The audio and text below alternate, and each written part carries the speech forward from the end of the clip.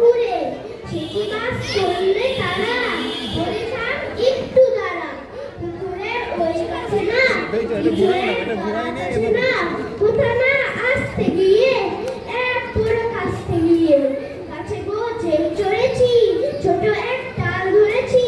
ও বাবা মরাত করে পড়েছি সরাত চড়ে পড়বে পর মালির ভারে সে ছিল গাছের আড়ে